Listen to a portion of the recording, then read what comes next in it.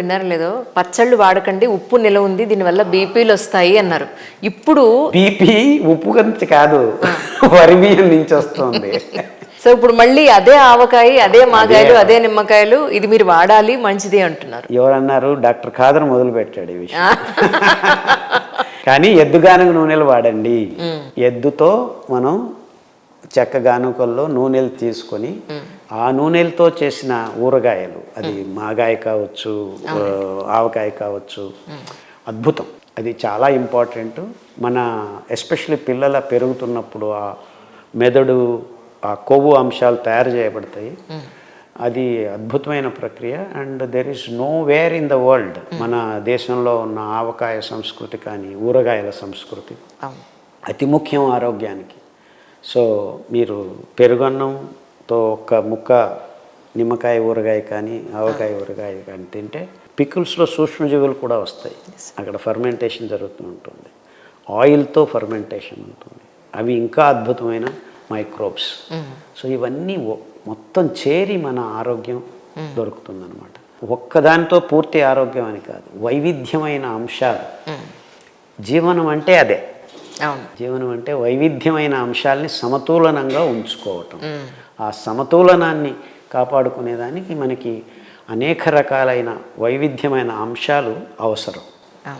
సూర్యరశ్మి నుంచి సూక్ష్మజీవుల వరకు ఆ మధ్యలో మనం ఈ కలగాపులగంగా కాకుండా ఒక క్రమబద్ధతతో జీవనాన్ని సాగిస్తే ఆరోగ్యం నీ సొంతం. 90s మేము స్కూల్కి వెళ్ళేటప్పుడు రాత్రి మిగిలిన అన్నం చద్దన్నంలో ఆవకాయ, కొంచెం పెరుగు, అరటిపండు, ఆవకాయన్నం పెరుగులో అరటిపండు వేసుకుని తినేసి వెళ్ళిపోయేవాళ్ళం. మధ్యాహ్నం వరకు మాకు ఆకలి వేసేది కాదు. మళ్ళీ వచ్చి ఇంట్లో ఎంతో మీరు సిరిధాన్యాలతో చేస్తే రాత్రి వరకు ఆకలి కాదు. ఎందుకంటే గ్లూకోజ్ని నిదానంగా మీ దేహంలోకి స్టెప్ బై స్టెప్ నియంత్రణతో నిగదిత ప్రమాణంలో అందజేసే వ్యవస్థని దేవుడు అందజేస్తాడు. ఉదయం తిని రాత్రి తింటే చాలు. కానీ ఇప్పుడేమైంది, గ్యాస్ట్రిక్ ప్రాబ్లం, 2 గంటలకు ఒకసారి, 3 గంటలకు ఒకసారి తిను తిను తిను అని డాక్టర్లే చెప్తున్నారు. అవును, చిన్న చిన్న మొత్తాల్లో ఎక్కువ సార్లు తీసుకోండి అని అంటున్నారు. అంత వైజ్ఞానికం అది. మీరేమంటారు సార్? అలా వద్దంటున్నారు, అవసరం లేదంటున్నారు. అరికల ఇడ్లీలు ఉదయం 5-6 తినండి, సాయంకాలం వరకు మీకు ఆకలి కాదు. నిదానంగా మీ రక్తంలోకి గ్లూకోజ్ వస్తుంది, శక్తి విడుదలవుతుంది, మీకు ఎప్పుడు అలసట ఉండదు, మేలుకున్నంతసేపు పక్కా. ఇప్పుడు మార్కెట్లో ఎన్నో రకాలైన మిల్లెట్స్ మనకు దొరుకుతున్నాయి సార్. మీ ఉద్దేశ ప్రకారం ఇప్పుడు చాలా మంది అడుగుతున్నారు, ఇవి ఆర్గానిక్ అంటారండి, అవి ఎంతవరకు ఆర్గానిక్? ఆ కంగారు ఏమి అక్కర్లేదమ్మా, మిల్లెట్స్ అన్నీ ఆర్గానిక్కే ప్రస్తుతం. దాన్ని జెనెటిక్ మాడిఫికేషన్స్ అంతా జరగట్లేదు ఇంకా ఇప్పుడు మొదలు కావచ్చు, అది వేరే విషయం.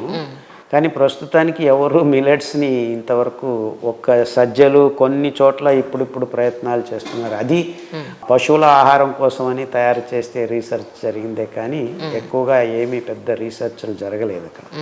జెనెటిక్ మ్యాపింగ్ ప్రకారం ఈ కొర్రలు, అండుకొర్రలు ఇవంతా చాలా కష్టం దాన్ని డిస్టర్బ్ చేయటం.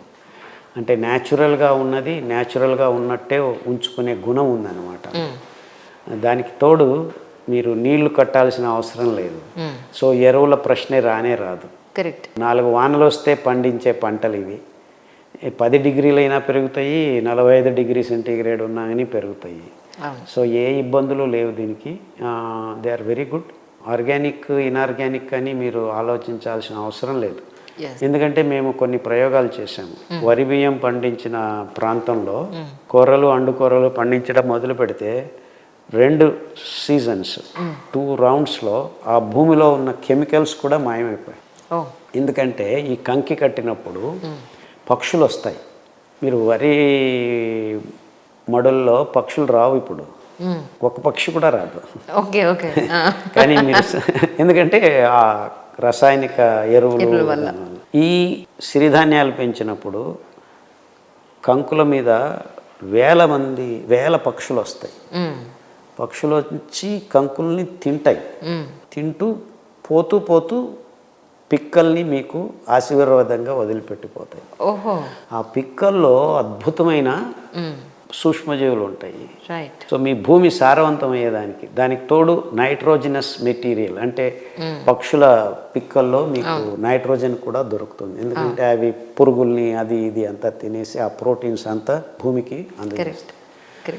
దానికి తోడు అసిడిక్ నేచర్ ఉంటుంది దాన్ని కొద్దిగా. సో అది భూమి మీద పడినప్పుడు అలా లోపలికి వెళ్ళిపోయి సూక్ష్మజీవుల్ని అందజేసి ఆ కెమికల్స్ ఏమేమి మనం వరి పండించేదానికి వేసింది ఆ బంజర్ అయిన దాన్ని మళ్ళా సో పెద్ద ప్రమాణంలో అంటే బిగ్ స్కేల్ పాడు చేసిన బంజరు భూముల్ని మళ్ళా మీరు సారవంతం చేయాలంటే వైజ్ఞానికంగా ఉన్న దారి మిల్లెట్స్ పెంచడం. అంటే మిల్లెట్స్ మనకి ఎక్కడైనా పండుతాయంటారా? దానికి వాతావరణ పరిస్థితులతో సంబంధం లేదు, అవసరం లేదు. జస్ట్ మీరు మొలకలు మొలిసేదానికి కావాల్సిన ఫస్ట్ 2 వానలు కావాలి.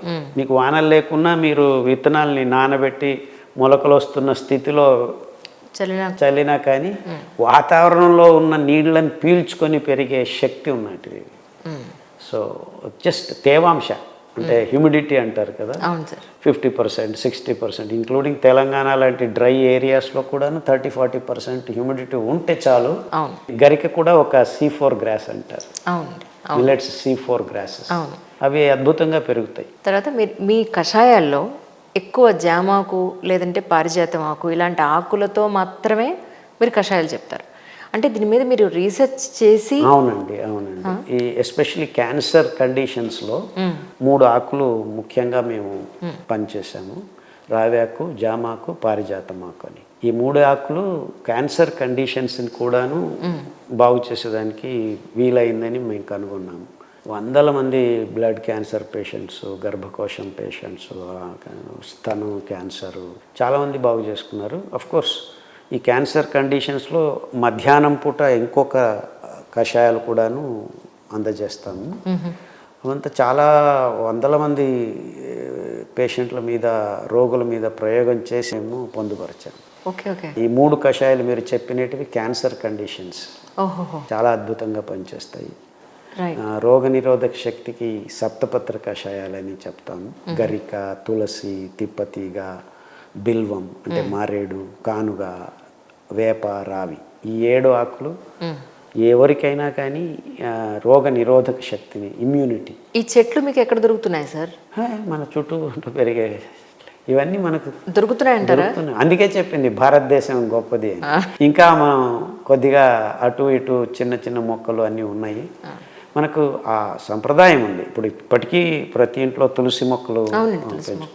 అలాగే యాక్చువల్లీ మా ఇంట్లో ప్రస్తుతం మేము మైసూరు దాదాపుగా 200 మొక్కలు, రకాలైన మొక్కలు ఉన్నాయి మా దగ్గర, ఇంక్లూడింగ్ హరిచందనం, పప్పాయ, సీతాఫలం, జామాకు, నెలబసలే, నేలనల్లి, ఇలాంటి అతిబల అద్భుతమైన, అంటే ఎక్కడంటే అక్కడ పెరుగుతుంది. ఇప్పటికీ మన ఆంధ్ర, తెలంగాణలో పాడుబడిన సైట్లలో అక్కడ కూడాను పెరుగుతూ ఉంటుంది. కానీ మనకే ఔషధ గుణాలు తెలియక పిచ్చి మొక్కలు అనుకుంటూ ఉంటామేమో. మనం పిచ్చోళ్ళం. ఇది బాగుంది, మీకు తెలియదు. అదే మాకు మీకు అంటే ఐఎమ్ ఆల్సో ఇంక్లూడెడ్. అంటే మొక్కలు చెబుతున్నాయి, పిచ్చోళ్ళు మీరు రా. నిజం కరెక్ట్. అది